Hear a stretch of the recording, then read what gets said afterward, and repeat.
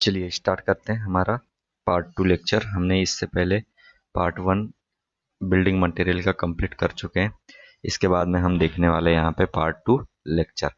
Right, तो भैया आपको जैसे कि पता है और नहीं है तो अब सुन लो कि एसएससी जेई आपका आ चुका है ना।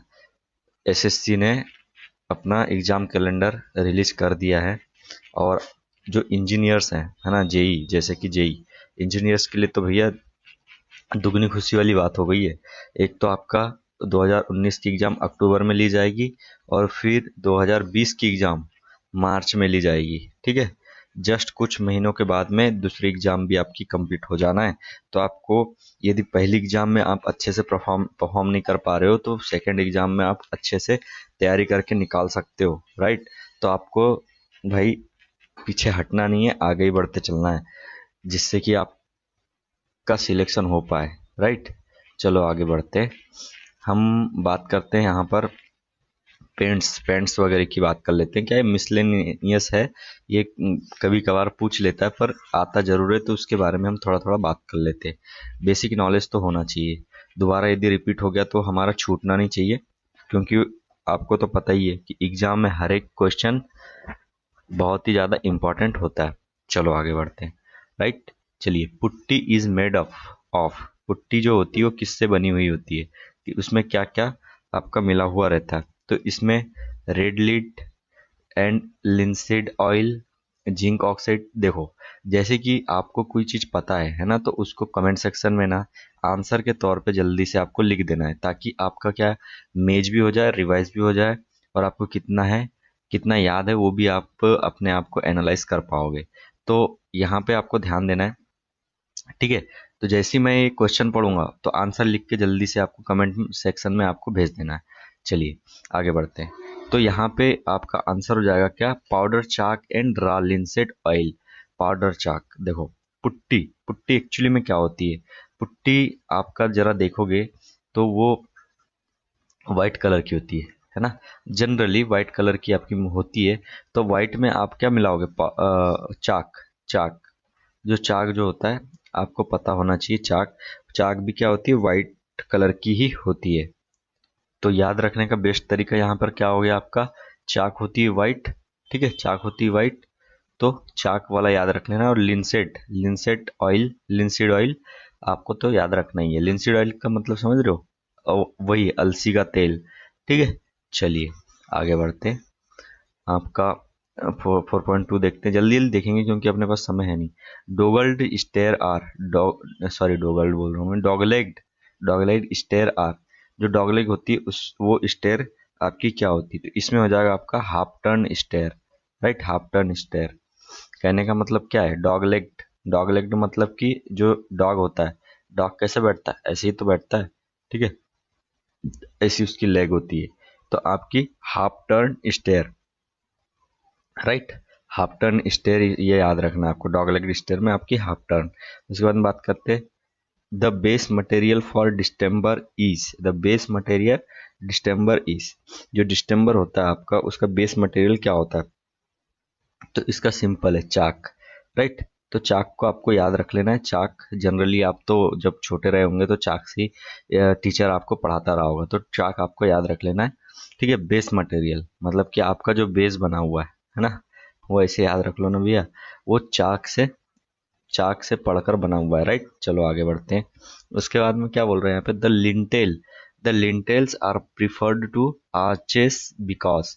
जो लिंटेल होता है are preferred to arches because, जरा इसके बारे में बात करेंगे। राइट, लिंटेल क्या होता है, ठीक है, ये बहुत इंपॉर्टेंट हो जाता है लिंटेल्स के बारे में। तो इसका हो जाएगा आपका 4.4, पढ़ो जरा। Arches arches require more headroom to span the opening like doors, windows, etc. Arches requires strong abutment to withstand arch thrust. Arches arches आपका are difficult to construct. Right, तो ये सारे जो आपके पॉइंट्स है ना बिल्कुल राइट है। तो यहाँ पे ऑल ऑफ द एबो हो जाएगा। ठीक है, तो यहाँ पे बोला था क्या, lintel are preferred to arches, lintel are prefers to arches. ठीक, तो यहाँ पे जो आपके लिंटल आर्चेस में आपको ये लिंटल प्रिफर करना पड़ता है। चलिए नेक्स्ट आगे चलते हैं। आपका यहाँ से कंप्लीट कर लेते हैं, फिर डायरेक्ट हम नीचे चले जाएंगे। और ये वाला क्वेश्चन क्या है आपका? चलिए यहाँ पे क्या बोल रहा है, mild steel used in RCC, mild steel used in RCC structures conforms to, ठीक है। इसमें जो आपका क्या बताना है, आपको कोड बताना है ना। Mild steel used in RCC, right. तो इसमें याद रखना है क्या, 432, ये आंसर है आपका 432, राइट। मतलब कि ये घटते क्रम में ना 432। और ऐसे भी याद रख लो, आरसीसी 3 वर्ड है आरसीसी में, तो यहाँ पर भी 3 वर्ड, राइट। तो ऐसे याद रख लेना है। चलो आगे बढ़ते हैं। In paints methylated spirit naphtha and turpentine are used as, ठीक है। ठीक है, पेंट में अपने को ये चीज जो है, इसमें ये किस चीज के लिए यूज होता है, तो इसमें बेस के लिए यूज होता है, बाइंडर के लिए यूज होता है, सॉल्वेंट के लिए यूज होता है, या एक्सटेंडर के लिए यूज होता है। तो यहाँ पर यूज होता है सिर्फ किसके लिए, सॉल्वेंट के लिए, राइट। सॉल्वेंट के लिए यहाँ पे यूज होता है, सी वाला, राइट। चलो आगे बढ़ते हैं। अब इसके बाद में बोल रहा है कि aluminium is anodized to protect it from weathering effect by forming surface coat of, ठीक है। जो एल्यूमिनियम इज एन एन मतलब anodized to protect it from weathering effect by forming surface coat of, right. इसमें आपका क्या क्या बोल रहा है, aluminium carbide, aluminium borate, aluminium oxide. तो आपको यहाँ पे एल्यूमिनियम ऑक्साइड यहाँ का आंसर हो जाएगा, ठीक है। चलिए वेदरिंग इफेक्ट ये सब समझ में आ रही है कहानी। क्या होता है कि आपकी जैसे बिल्डिंग हो गई, तो बिल्डिंग में क्या होता है, ओपन टू एटमॉस्फेयर होता है, तो बाहर की जो कोट होती है, सरफेस कोट होती है, उसको प्रोटेक्ट करने के लिए जो यूज किया जाता है वो होता है आपका एल्यूमिनियम ऑक्साइड। चलिए आगे बढ़ते हैं। A very comfortable type of stair for uses is, है ना। कंफर्टेबल जो स्टेयर होती है वो कौन सी स्टेयर होती है, ठीक। तो यहाँ पे याद रखना आपको, स्ट्रेट नहीं होती है, डॉग लेग भी नहीं, ये आपका ओपन नेवल, ठीक है। ओपन नेवल जो होती है बेस्ट कंफर्टेबल स्टेयर कहलाती है, open naval, right, open naval. इसको याद रखने का तरीका क्या कर लेंगे अपन, कंफर्टेबल, है ना। अच्छा यहाँ पे सिंपल है, देखो कंफर्टेबल क्या होता है कि कई बार आप कंफर्टेबल फील करते हैं कब, जब आप खुले में जाते हैं ना, ओपन खुली, है ना। कोई भी खुले चीज में यदि आपको कोई भी बंद चीज में रख दिया जाए तो आप कंफर्टेबल फील नहीं करोगे। तो यहाँ पे जब भी ओपन वाला कहानी आ जाएगी, ओपन वाली चीज आ जाएगी, तो यहाँ पे आपका याद रख लेना है क्या, ओपन नेवल। जैसे ही कंफर्टेबल टाइप ऑफ स्टेयर आया तो ओपन नेवल कर देना है बस। ऐसे ऐसे दिमाग को ना याद रखना है भाई, ट्रेंड करना है, नहीं तो क्या है, चीजें याद नहीं रह पाएगी, इतना बड़ा आपका सिलेबस है, ना हो पाएगा। चलो आगे बढ़ते हैं, हम जल्दी जल्दी करने वाले हैं। अभी यहाँ पे आपको पता होना चाहिए कि मैं क्या क्या डिस्कस करने वाला हूँ। तो अभी तो ये चल रहा है एसएससी जेई का, उसके बाद में एई का करने वाला हूँ, स्टेट एई का, ठीक है, जिसमें वेरियस स्टेट के क्वेश्चन पेपर रहेंगे प्रीवियस वाले। फिर उसके बाद में हम बात करने वाले हैं ईएससी की, उसके बाद में बात करने वाले गेट की, ठीक है। ये सारी चीज यहाँ पे मैं क्या करने वाला हूँ, डिस्कस करने वाला हूँ, राइट। तो आपको यदि कुछ जिंदगी में करना है तो मेरे साथ जुड़े रहिए और ये देखते रहिए वीडियोस, और चैनल को सब्सक्राइब करते रहिए, वीडियो को लाइक करते रहिए, अपने दोस्त को जरूर शेयर करना भाई, है ना। ठीक है, चलो आगे बढ़ते हैं। Which of the following has list carbon content, list carbon content किसमें होता है, सिंपल है, इस ये तो बहुत ही ज्यादा सिंपल है आपका, किसमें है, रॉट आयरन में, लिस्ट कार्बन कंटेंट, ठीक है। रॉट आयरन जो होता है आपका, रॉट आयरन जो होता है उसमें आपका लिस्ट कार्बन कंटेंट होता है, राइट। और माइल्ड स्टील में भी कार्बन कंटेंट कम ही होता है, सबसे ज्यादा कास्ट आयरन में होता है, याद रखना कास्ट आयरन सबसे ज्यादा होता है, राइट। तो लिस्ट कार्बन कंटेंट किस में होता है, रॉट आयरन में, इसको याद रख लो, ठीक है। इसको याद रख लो, कैसे याद रखोगे, तो इसको याद रख लो, रॉट लिस्ट, ठीक है, रॉट लिस्ट, रॉट लिस्ट याद रख लो, ठीक है। आगे बढ़ते हैं। चलिए, steel steel corrodes in exposure of air and moisture and form rust which has, ठीक है। इसमें आपका क्या बोल रहा है फिर, 2.5 times the volume of steel, right. उसके बाद में 0.5 times the volume of steel, equal volume compared to amount of steel rusted, twice the volume of steel, right। इसमें क्या हो जाएगा आपका 2.5 times the volume of steel, ये हो जाएगा इसका आंसर, राइट। 2.5 टाइम हो जाता है।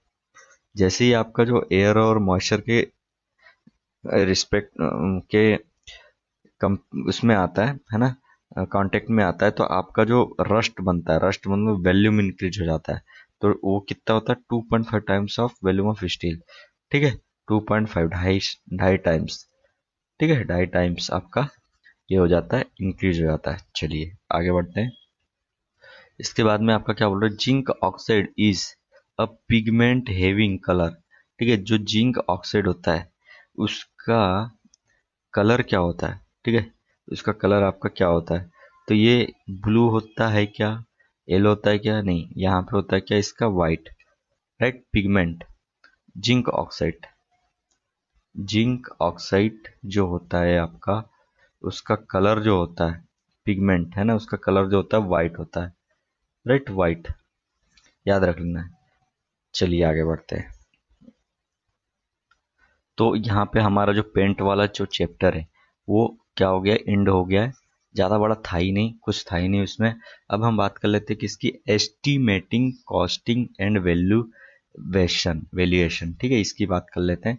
ठीक है, सिंपल है, ये भी छोटा ही टॉपिक है, इसको ख़त्म करते हैं फिर आगे बढ़ेंगे। चलिए बात करते हैं एस्टिमेशन की, है ना। एस्टिमेशन यहाँ पे कैसे होता है, क्या होता है, इसके बारे में हम बात कर लेते हैं।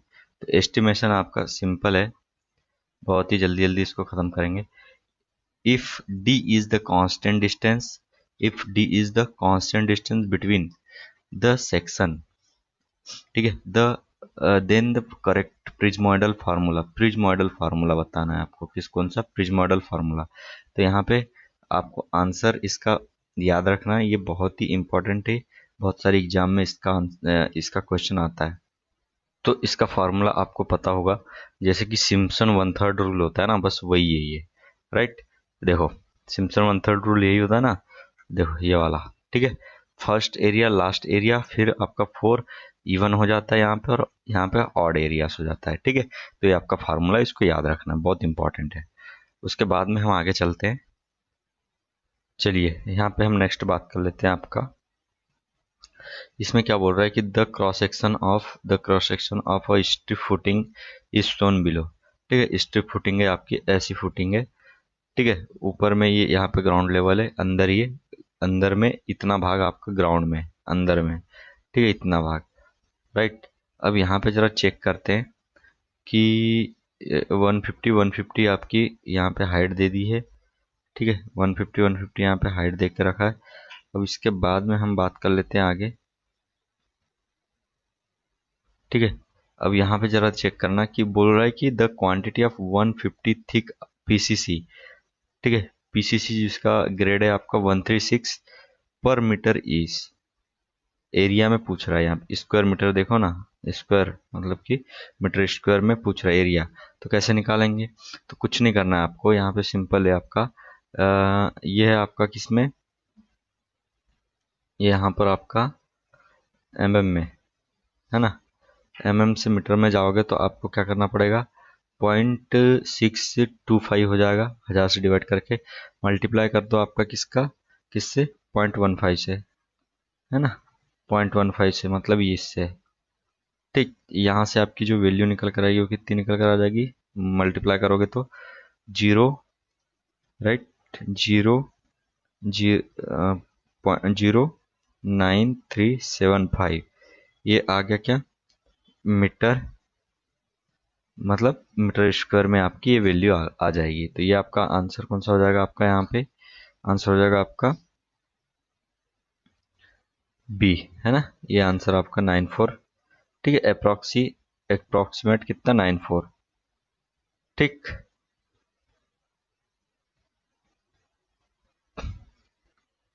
इसने यहाँ पे पर मीटर बोला है ना, तो ये एम क्यू आएगा यहाँ पे, एम क्यू और डिवाइड में मीटर, पर मीटर, तो एम से एम मीटर स्क्वायर ऑलरेडी आ जाएगा, राइट। तो ये चीज हो गया।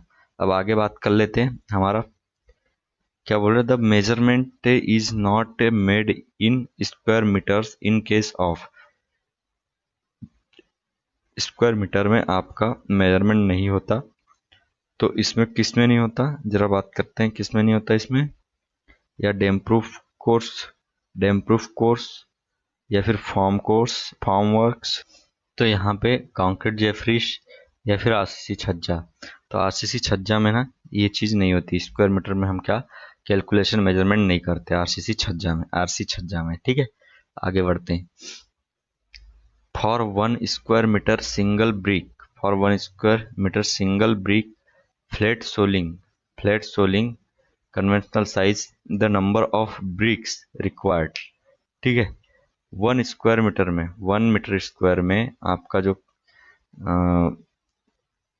मतलब कि जैसे वन मीटर स्क्वायर में आपके जो ब्रिक्स होते हैं, नंबर ऑफ ब्रिक्स कितने रिक्वायर्ड होते हैं कन्वेंशनल साइज में, ठीक है। तो उसको आपको बताना बहुत ही ज़्यादा जरूरी है किसी भी एग्जाम के लिए। तो वन मीटर स्क्वायर में आपको 32 ब्रिक की जरूरत पड़ती है, ठीक है।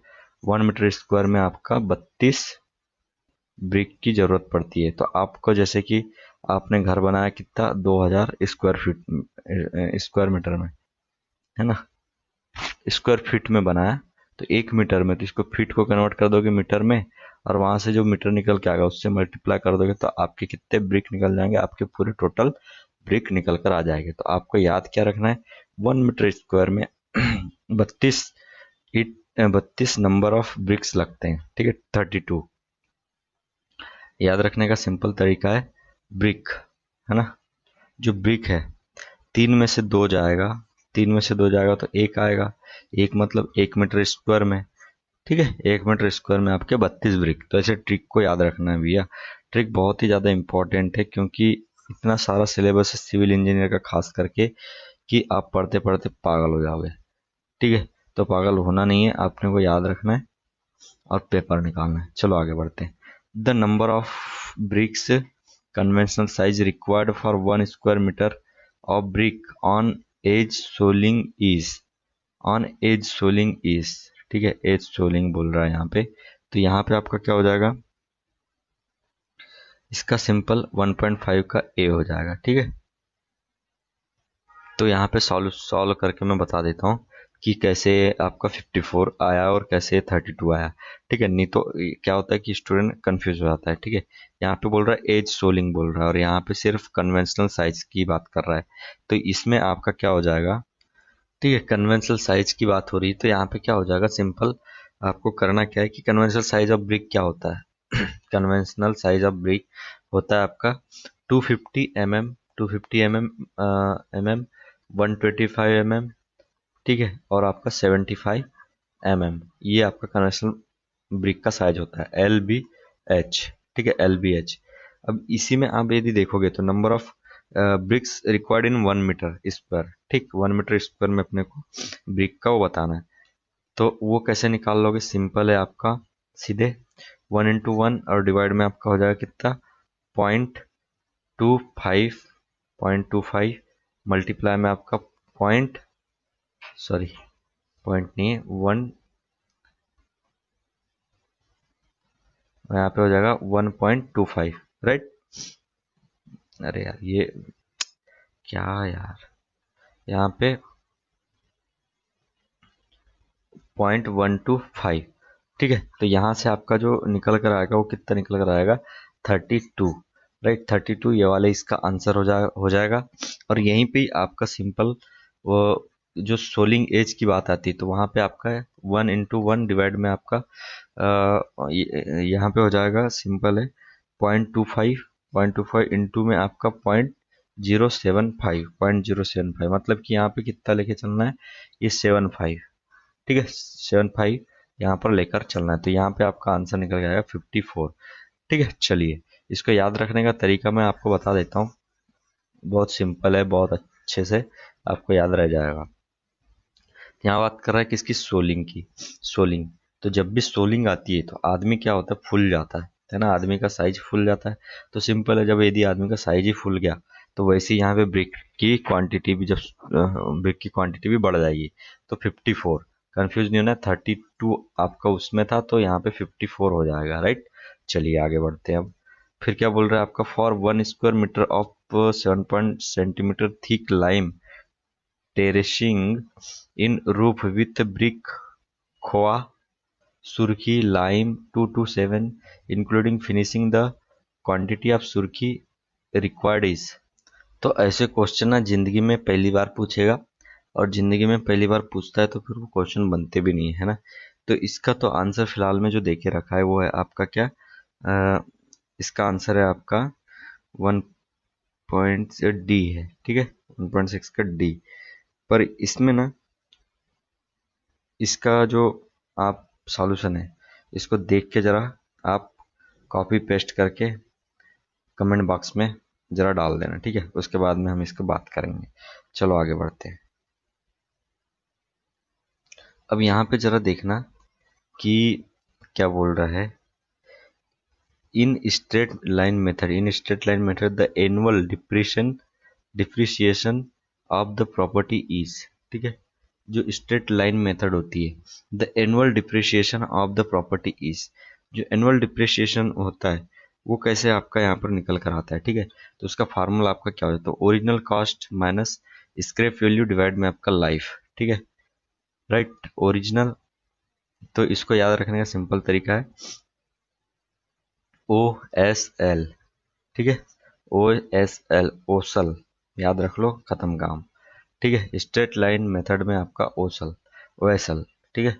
चलिए आगे बढ़ते हैं। OSL मतलब बीच में ये भी याद रखना है कि माइनस करना है ना।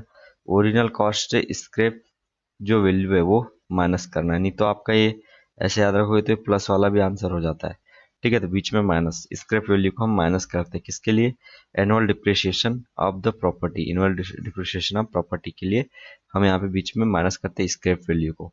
चलो आगे बढ़ते हैं, ठीक है। तो इसको सॉल्व कर लेना है सिंपल, जैसे कि यहाँ पे क्या बोल रहा है ना, यह बोल रहा है कि the quantity of cement required, cement की क्वांटिटी अपने को बताना है। तो सबसे पहले आप क्या करो, वॉल्यूम निकाल लो, ठीक है। टोटल वॉल्यूम ऑफ प्लास्टरिंग निकाल लेते हैं, टोटल वॉल्यूम ऑफ प्लास्टरिंग निकाल लेते हैं कि टोटल वॉल्यूम प्लास्टर निकल जाएगा, उसके बाद में हम सीमेंट भी निकाल लेंगे, राइट। तो यहाँ पे सीमेंट और सेंड का ये यहाँ पे रेशियो है, राइट। तो चलो आगे बढ़ते हैं। तो ये 15 mm, ठीक है, ये बोल रहा है। तो यहाँ पे क्या हो जाएगा, 100 मीटर स्क्वायर मल्टीप्लाई में आपका कर दोगे क्या, इसे। तो इसको मीटर में चेंज करने के लिए आपका क्या हो जाएगा, 0.015 मीटर, ठीक। तो यहाँ से आपका टोटल वैल्यू निकल कर आएगी, वो कितनी निकल कर आ जाएगी, 1.5 MQ, 1.5 MQ यहाँ से निकल कर आ गया। Total volume of plastering, total volume of plastering, ठीक है। अब इसके बाद में अपने को करना क्या है, सिंपल, इसके बाद में आपको करना क्या है कि जो किसकी वैल्यू निकालना है आपको, वॉल्यूम ऑफ सीमेंट की, ठीक है। Volume of cement, volume of cement निकालने के लिए सिंपल कैसा क्या कर दोगे, 1.5 डिवाइड में आपका ये जो 1.16 है, तो 16 जोड़ दोगे तो यहाँ से आपका क्या निकल कर आ जाएगा, वॉल्यूम ऑफ सीमेंट निकल कर आ जाएगा 0.21 MQ, ठीक है, 0.21 MQ। तो ये आपको याद रखना है। चलो आगे बढ़ते हैं अपना। तो यहाँ पे जो है आपका 0.200 दिया है, तो ये वाला आपका आंसर हो जाएगा, ठीक है। नियर टू आपके क्वेश्चन आंसर के नियर जो है ये आपका 0.200 MQ, ये आंसर हो गया। अब उसके बाद में बात कर लेते हैं, number of modular bricks required for 1 cubic metre of brick masonry are. इसमें तो ये तो आपको याद रखना ही है, कितना, 500 ब्रिक। तो आपके पास में देखो क्या क्या चीज आ गया, एक तो conventional brick size, conventional brick size आ गया, वो कितना है आपका 250, 175 और लास्ट में 75, कन्वेंशनल ब्रिक साइज, ठीक है। उसके बाद में आपका क्या आ गया यहाँ पे, ये आ गया आपका मॉड्यूलर ब्रिक, मॉड्यूलर ब्रिक, तो मॉड्यूलर ब्रिक का जो साइज होता है वो होता है 200 इंटू 100 इंटू आपका 100। ठीक है, सब एमएम में है, एमएम में।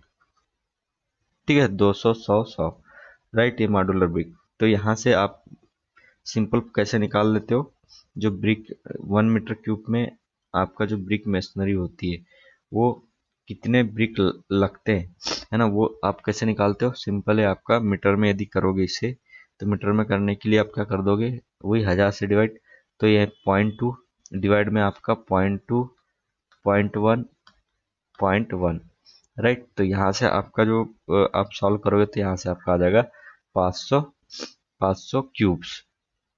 1 MQ में 500 क्यूब्स कहाँ से आ गए, 500 ब्रिक लगती है। ठीक है, ये चीज, चलो आगे बढ़ते हैं।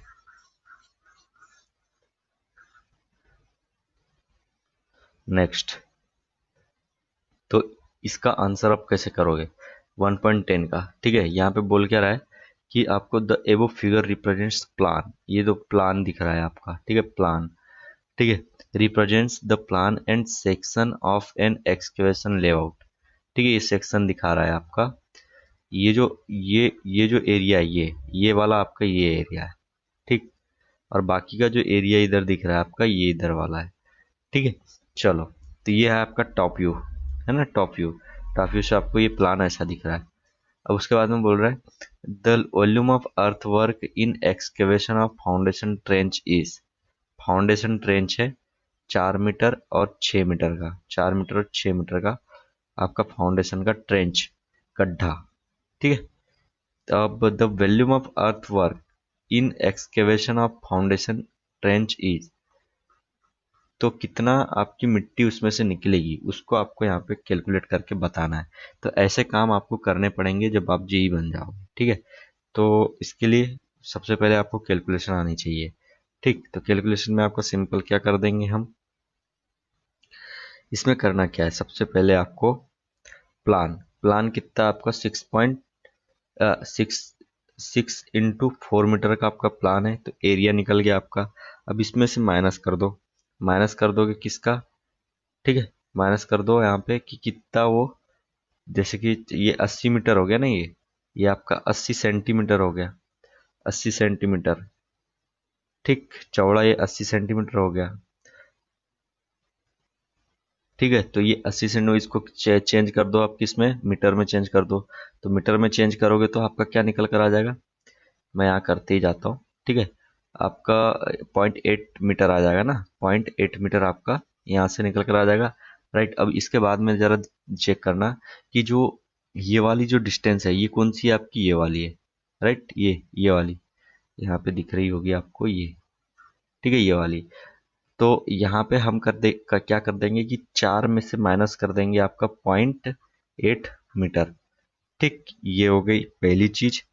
फिर आपका, अच्छा एक चीज और, यहाँ पे ये भी है ना कि मल्टीप्लाई 2 से करना पड़ेगा, क्योंकि जो 0.8 मीटर है आपका दोनों साइड से रहेगा, राइट, दोनों साइड से। जैसे कि ये भी इधर भी है और इधर भी है ना, तो दो साइड से है, तो इसलिए आपका यहाँ पे 2 से मल्टीप्लाई करना पड़ेगा, राइट। उसके बाद में क्या करो, मल्टीप्लाई आपका 6 मीटर, 6 मीटर से माइनस करेंगे आप किसको, 6 मीटर से माइनस हो जाएगा आपका 0.6। ठीक है, 1 मिनट 1 मिनट, तो 6 मीटर से भी ना वो आपका कितना आएगा, यही चीज आएगा ना, इतनी डिस्टेंस ही तो आपकी दूर है, इतनी डिस्टेंस। ठीक, तो इतनी डिस्टेंस ही आपकी माइनस होगी, मतलब 0.8 ही, तो यहाँ पे क्या हो जाएगा 0.8 मल्टीप्लाई में 2। ठीक है, ये हो गया, और ये सब चीज निकाल लिए।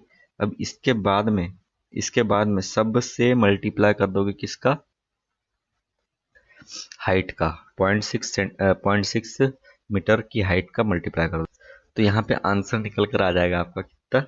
इसको सॉल्व करोगे तो आपका आंसर निकल कर आ जाएगा 8.064 MQ। ठीक है, तो इस तरीके का आपको यहाँ पे सॉल्यूशन करना है, तो इतना MQ आप निकालोगे। ठीक है, ये MQ अर्थवर्क निकलेगा, राइट। तो आप इसके हिसाब से पैसे चार्ज कर सकते हो। ठीक है। जैसे कि लेबर ने बोला कि 1 मीटर खोदने के मैं कितने रुपए लूंगा, 500 रुपये लूंगा। तो आपका 8 का खोदने के लिए 8 पंचे 40, 4,000 रुपये हो जाएंगे। तो ऐसा आप इससे जब आप वैल्यू निकाल लेते हो तो उससे आपको क्लियरिटी, मतलब कितना कॉस्ट लगने वाली वो ये क्लियरिटी आपको मिल जाती है। ठीक है, तो आपको इस तरीके से सॉल्व करना है। राइट, सिंपल है। इस चलिए आगे बढ़ते हैं। नेक्स्ट आपका क्या बोल रहा है, नेक्स्ट में है आपका यहाँ पे, if D be the diameter of MS मतलब माइल्ड स्टील और tor steel bar in mm, the standard weight per metre of the bar. Standard weight जो हम निकालते हैं वो कैसे निकाला जाता है, वो उसका फार्मूला क्या होता है। तो ये तो आपको याद रखना पड़ेगा। तो इसका सिंपल ये वाला आंसर है आपका 0.00618, 0.00618। ठीक, इसको याद कर रखने, और लास्ट में डी स्क्वायर है। ठीक है, लास्ट में डी स्क्वायर। राइट, तो यहाँ से याद रखने का तरीका, इसका स्टैंडर्ड वेट है ना, स्टैंडर्ड वेट तो 0.00618 डी स्क्वायर, इसको सिंपल याद रख लो। तो इसका याद रखने का तरीका मैं बता देता हूँ आपका। 6 एक साथ होता है ना, 6 6 और एक साथ होता है, और 7 के बाद में क्या आता है, 8। ये याद रख लेना, और लास्ट में डी स्क्वायर याद रखना ही है। डी स्क्वायर ही याद रखना, डी स्क्वायर याद रखना, नहीं तो आपका ये भी है यहाँ पे पिक कर सकते हो, तो ये गलत है। ठीक है, तो आपका यहाँ पे डायमीटर बोल दिया, डायमीटर बोल दिया, डायमीटर। ठीक है, डायमीटर से एरिया निकालते हैं अपन। एरिया ऑलरेडी आपका किस में होता है, मीटर स्क्वायर में। तो डी स्क्वायर आपको लेके चलना है, कैसे भी याद रख लो, अपने को याद रहना चाहिए। ठीक है, उसके बाद आगे बढ़ते हैं। आपका आगे में आपका क्या है कि most accurate method of estimation. ठीक है, most accurate method of estimation. ठीक है, मोस्ट एक्यूरेट मेथड जो होती है इसकी, building cost index estimate, plinth area estimate, detailed estimate. तो आपका डिटेल्ड एस्टिमेट आपकी most accurate method of estimation होती है। राइट, तो ये चीज़ याद रखना, डिटेल्ड एस्टिमेशन जो होता है, यदि भाई कोई भी चीज़ डिटेल में मिले है ना, तो डिटेल में मिले तो वो ऑलरेडी अच्छी होगी। राइट, तो ये चीज़ आपको ध्यान रखना है, डिटेल्ड एस्टिमेट आपकी मोस्ट एक्यूरेट मेथड होती है। नेक्स्ट क्या बोल रहा है, the plan of a building is in the form of a rectangle. जो प्लान है आपका रेक्टेंगल के फॉर्म में, centre line dimension of the outer walls is 10.3 metre in, ऐसा आपका प्लान का वो दिया हुआ है। The thickness of the wall, thickness दिया 0.3 मीटर की। Then it's carpet area is, ऐसे क्वेश्चन बहुत ज़्यादा घूमते हैं, तो इसको आपको सॉल्व करने के लिए क्या करना पड़ेगा। ठीक है, तो इसमें आपका जो कारपेट एरिया होता है, कारपेट एरिया सबसे पहले आपको पता होना चाहिए कि कारपेट एरिया में क्या क्या चीज़ इंक्लूड होती है और क्या नहीं। तो इसमें ना ये वाल से इंक्लोज्ड होता है ना, वाल के करीब में होता है, पर वाल की जो थिकनेस होती है, वाल थिकनेस जो होती है वो आपकी इंक्लूड यहाँ पर नहीं होती है, वाल की थिकनेस इंक्लूड नहीं होती है, याद रखना है यहाँ पर। राइट, चलो, तो इसको सॉल्व करने के लिए आपको कुछ कैलकुलेशन करनी पड़ेगी, उसके बारे में हम यहाँ पे देख लेते हैं कैलकुलेशन करके। तो कैलकुलेशन में आपका क्या हो जाएगा, कारपेट एरिया आपको निकालना है। तो यहाँ पे सबसे पहले 10.3, आपका प्लान एरिया 10.3 में से आपको कर दो क्या, माइनस कर दो किसका, थिकनेस ऑफ वॉल। ठीक है, थिकनेस ऑफ वॉल को माइनस कर दो, क्योंकि आपका थिकनेस उसमें इंक्लूड होती नहीं है। ठीक, तो आपने माइनस कर दिया, उसके बाद में आपने क्या किया, मल्टीप्लाई किया, उसके बाद मल्टीप्लाई किया 15.3 में से माइनस कर दो आपका 0.3। राइट, तो यहाँ से आपका डायरेक्टली आपका निकल कर आ गया क्या, 150 मीटर स्क्वायर। तो ऐसे क्वेश्चन घूमते रहते हैं, तो ये याद रखनी है आपको। उसके बाद में क्या बोल रहा है, pick up the items of work not includes in plinth area estimate. Plinth area estimate में आपका कौन से वर्क यहाँ पे इंक्लूड नहीं होते। ठीक, तो इसका होता है आपका wall thickness, plinth area estimate. Right, इसको याद रखना, प्लिंथ एरिया एस्टिमेट में आप कौन सी चीज़ यहाँ पे इंक्लूड नहीं करते प्लिंथ एरिया एस्टिमेट में। तो उसमें हम यहाँ पे ज़रा चेक करके देखते हैं कि कौन सा है। तो वॉल थिकनेस है नहीं, रूम एरिया है नहीं, उसके बाद में आपका बच जाता है क्या, veranda area, courtyard area. Right, तो यहाँ पे आपका आंसर हो जाएगा कोर्ट यार्ड एरिया, ठीक है, कोर्ट यार्ड एरिया इसमें इंक्लूड नहीं होता है, ठीक है। तो इसको याद रखने का सिंपल तरीका है प्लिंथ, प्लिंथ, प्लिंथ का क्या कनेक्शन कोर्ट से, ठीक है, प्लिंथ का क्या कनेक्शन कोर्ट से, तो ये याद रख लेना है आपको। अब नेक्स्ट आगे बढ़ते हैं। 1 brick thickness of wall is रफली इक्वल टू, ठीक है, 1 brick thickness of wall is रफली इक्वल टू, जो एक ब्रिक की थिकनेस होती है उसके हिसाब से जो वॉल की जो थिकनेस आती है वो कितनी आती है, तो इसका 20 centimetre, right, 20 centimetre. 1 brick thickness of wall is रफली इक्वल टू 1, मतलब 20 सेंटीमीटर, याद रखना है, ठीक है। यदि एक ब्रिक की वॉल चल रही है, कहीं पे एक ब्रिक की वॉल चल रही है, तो उसकी लगभग थिकनेस जो आती है वो आती है 20 सेंटीमीटर। कितनी? 20 सेंटीमीटर आपकी थिकनेस आती है। तो एक ब्रिक 20, याद रख लो ना कैसे भी, एक ब्रिक का जो थिकनेस है ना, 1 brick कितने में मिलता है? 20 में मिलता है, ऐसे याद रख लो, एक ब्रिक 20 में, ठीक है। उसके बाद चलते हैं आगे। The dam proof course of uniform thickness in a building having walls of different width is measured in, जो डीपी से होता है उसको हम किस में मेजर करते हैं? इसको आपको मेजर, ये आप मेजर करते हो किस में? मीटर स्क्वायर में, राइट। इसको अपन मीटर स्क्वायर में मेजर करते हैं। चलो आगे बढ़ते हैं। आगे यहाँ पे क्या बोल रहा है? आगे देखो, volume by trapezoidal formula, trapezoidal formula के हिसाब से आपका वॉल्यूम कैसे निकालते हो, तो ये बहुत सिंपल है, इसको याद रखने का, याद ऐसे ही रखना है। इसका फार्मूला हो जाएगा आपका ये वाला, ठीक है, फर्स्ट 1.17 का आपका, सॉरी ये नहीं है क्या, ये है आपका ये वाला, राइट, डी वाला, A0, A0 प्लस AN, अच्छा हाँ A0 है ना, नॉट दिया हुआ है ना, इसीलिए आपका 1 हो गया। यदि यहाँ पे A1 दिया रहता, A1 प्लस AN, तो यहाँ पे आपका प्लस में A2 आ जाता, ठीक है। तो इस यहाँ पे A0 दिया, इसलिए यहाँ पे क्या A1 आ जाएगा, तो आपका आंसर यहाँ पे डी हो जाएगा, ठीक है। तो ऐसे भी आपको घुमाता है। फिर उसके बाद में बोल रहा है the quantity of would for shutters of door and Windows is calculated in, इसको हम किस में कैलकुलेट करते हैं, ठीक है, तो इसमें करते हैं हम मीटर में, राइट।